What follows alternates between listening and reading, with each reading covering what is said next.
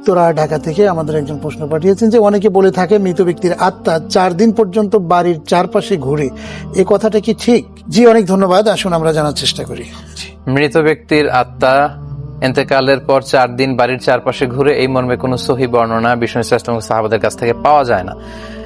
যেটা পাওয়া যায় সেটা হচ্ছে মৃত ব্যক্তিকে যখন কবরে নিয়ে যাওয়া হয় তখন মৃত ব্যক্তি তাদের সবকিছু দেখতে থাকে এবং শুনতে থাকে, এবং লোকেরা যখন তার সাথে সাথে যায় করা আনা আলাই, মানুষের পায়ের আওয়াজও তারা শুনতে পায়। এই বর্ণনা পাওয়া যায়। এবং যখন আল্লাহ তার রুহু তার অন্তরে ফিরিয়ে দিতে চায়, শুধু ওই মুহূর্তে আল্লাহ যখন তাকে এই সুযোগটা দেন, স্পেশালি তিনি দেখতে পারে। তাই বলে বাড়ির চারপাশে আত্মা ঘুরে বেড়াচ্ছে, ছেলেমেয়েরা কি করছে, মৃত আত্মা সব দেখতে পারে, বিষয়টি এমন নয়। এবং বিষ্ণু ঈসা ইসলামের ক্ষেত্রেও বিষ্ণু ঈসা ইসলাম ওনার কবরে এখন শুয়ে আছেন, তাই বলে আমরা কোথায় কি করছি বিষ্ণু ঈসা ইসলাম যে ওখানে বসে সব দেখছেন, বিষয়টা এমন না।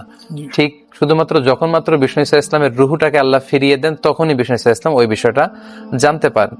মালাইকাতুস সাইয়াহিন আছে, কিছু ফেরেশতা আছে যারা সবসময় ঘুরে বেড়ায় যে তার উম্মতেরা, বিষ্ণু ঈসা ইসলামের উম্মতেরা আমরা কখন বিষ্ণু ঈসা ইসলামকে সালাম পাঠাই।